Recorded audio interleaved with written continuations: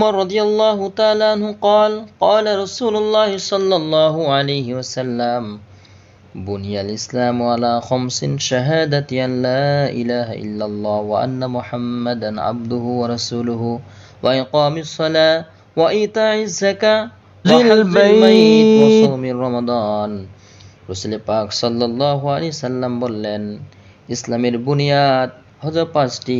ইসলাম পাঁচটি ভিত্তির উপরে প্রতিষ্ঠিত। একটা ঘর যেমন খুঁটি ছাড়া থাকতে পারে না, তেমনি ভাবে কোনো ব্যক্তির পরিপূর্ণ ইসলামের উপর থাকতে পারে না যদি এই পাঁচটি খুঁটি না হয়। এই পাঁচটি খুঁটির মধ্যে হচ্ছে আল্লাহ রাসূল সাল্লাল্লাহু আলাইহি সাল্লাম বর্ণনা করলেন, শাহাদাতি আল্লা ইলাহা ইল্লাল্লাহ ওয়া আন্না মুহাম্মাদান আবদুহু ওয়া রাসূলুহু, এই কথার সাক্ষী দেওয়া যে আল্লাহ রব্বুল আলামিন ছাড়া আর কোনো মাবুদ নেই, মুহাম্মদ সাল্লাল্লাহু আলাইহি সাল্লাম আল্লাহ রব্বুল আলামিনের প্রিয়তম বান্দা ও রাসূল। ওয়া ইকামিস সালাহ, এবং নামাজ প্রতিষ্ঠা করা। ওয়া ইতাইজ যাকাত, যাকাত ফরজ হলে যাকাত আদায় করা। ওয়া হজ্জিল বাইত, আর হজ করার সামর্থ্য থাকলে হজ করা। ওয়া সাওমি রমাদান, আর পবিত্র মাহে রমজানের রোজা পালন করা। ইসলামের পাঁচটি খুঁটির তৃতীয় নম্বর স্তম্ভ হচ্ছে যাকাত। আজকে মানুষ যাকাত আদায় করতে গিয়ে এটা জরিমানা মনে করে। সমাজের মধ্যে যদি কোনো ব্যক্তির 2 লাখ টাকা যাকাত আসে, তাহলে সে 50,000 টাকার কিছু জামা কাপড় ক্রয় করে মানুষদেরকে বিল্লি করে দেয়, বাকি টাকার যাকাত দেয় না। এভাবে কেউ যদি যাকাত আদায় করে, তাহলে তার যাকাত পরিপূর্ণভাবে আদায় হবে না। যাকাত একটা ফরজ বিধান। নামাজ যেমন ফরজ, তেমনিভাবে যাকাত আদায় করা এটাও ফরজ, এটা আদায় করতে হবে।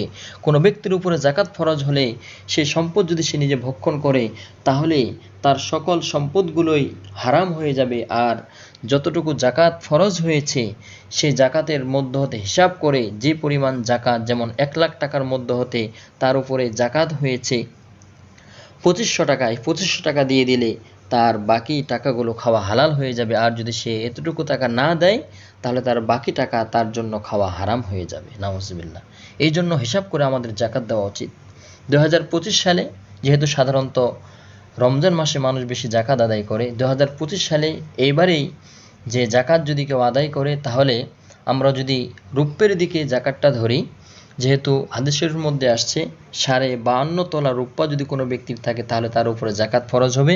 অথবা যদি কোনো ব্যক্তির 7.5 তোলা স্বর্ণ থাকে, তাহলে তার উপরে যাকাত ফরজ হবে। যদি সাধারণতভাবে 52.5 তোলা রূপ্য থাকে, আমরা যদি দেখি, তাহলে বর্তমান বাজারে রূপের মূল্য 1650 টাকা। 1650কে যদি 52 দিয়ে আমরা গুণ দিই, তাহলে 86,625 টাকা হবে। যদি কোনো ব্যক্তি 86,625 টাকা থাকে, তাহলে তার উপরে যাকাত ফরজ হয়ে যাবে। যদি কোনো ব্যক্তির কাছে রূপ্য নাই কিন্তু স্বর্ণ আছে, স্বর্ণ যদি 7.5 ভরি হয়, তাহলে তার উপরে যাকাত ফরজ হয়ে যাবে। অথবা স্বর্ণর পরিমাণ যদি এরকম সাধারণত তার উপরে 7.5 ভরি পরিমাণ যদি স্বর্ণ থাকে, তাহলে তার উপরে যাকাত ফরজ হবে। যদি কারো কাছে মিক্সার সম্পদ থাকে, রূপ্য আছে, স্বর্ণ আছে, অন্যান্য মালামাল আছে, তাহলে রূপ্য দিয়েই আমরা যাকাত নির্ধারণ করব। আর যদি সিরেফ শুধু স্বর্ণ থাকে, তাহলে স্বর্ণ দিয়ে আদায় করতে হবে। যদি আমরা স্বর্ণের বিভিন্ন ধরন আছে, 22 ক্যারেটের আছে, 24 ক্যারেটের আছে। যদি 24 ক্যারেটের স্বর্ণ হয়, তাহলে বর্তমান বাজারে 1,40,000 টাকা।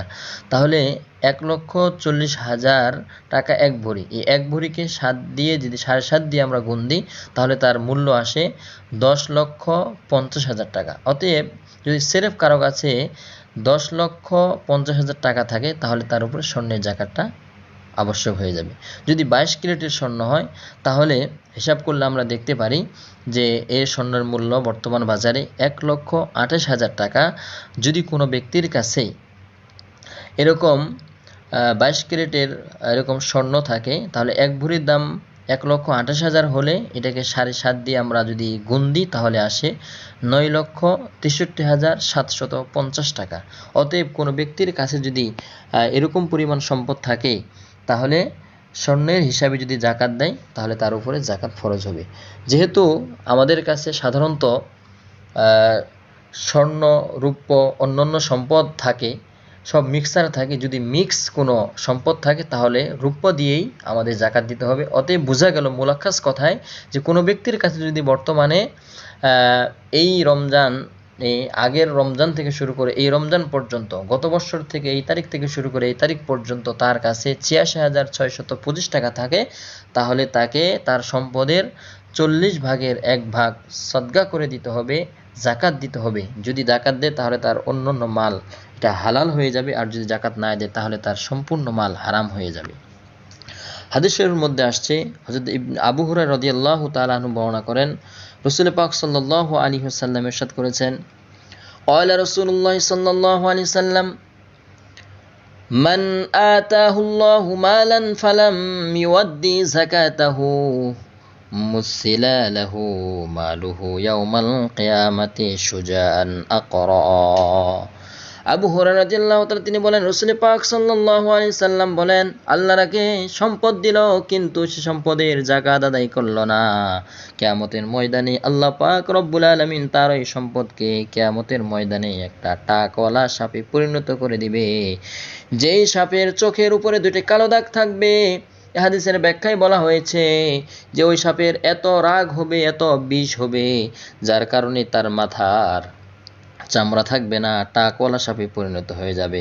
এই সাপটা তার গলায় ঝুলিয়ে দেওয়া হবে, আর সাপে দুই মুখ দিয়ে তার দুই চোয়ালে ঠুকরাইতে থাকবে আর দংশন করতে থাকবে। এরপর রাসূল পাক আর বলতে থাকবে, আনা মালুকা আনা কানজুকা, আমি তোমার মাল, আমি তোমার সংরক্ষিত সম্পদ। অতঃপর রাসূল পাক সাল্লাল্লাহু আলাইহি সাল্লাম আয়াত তেলাওয়াত করলেন, تحسبن الذين ولا تحسبن الذين يبخلون بما آتاهم الله من فضله هو خير لهم بل هو شر لهم سيطوقون ما بخلوا به يوم القيامة। আল্লাহ রাসূল বলেন, আল্লাহ রাব্বুল আলামিন ইরশাদ করলেন, যারা আল্লাহর দেয়া সম্পদের কার্পণ্য করে তারা যেন এই কথা মনে না করে যে তাদের এই কার্পণ্য তাদের জন্য উত্তম, বরং তারা যেন মনে করে এটা মন্দ এবং অশুভ। অচিরেই কিয়ামতের দিন উহা তাদের গলায় বীর রূপে পরিয়ে দেওয়া হবে যারা কার্পণ্য করেছে। অতএব তাদেরকে সাবধান থাকা উচিত যেন তারা তাদের সম্পদের যাকাত আদায় করে। আল্লাহ রাব্বুল আলামিন আমাদের সকলকে যাকাত হিসাব করে, আমাদের মাল হিসাব করে যাকাত সঠিকভাবে আদায় করার আল্লাহ তৌফিক দান করুক। আমিন। ওয়া আখির দাওয়ানা আলহামদুলিল্লাহি রাব্বিল আলামিন। আসসালামু আলাইকুম ওয়া রাহমাতুল্লাহি ওয়া বারাকাতুহু।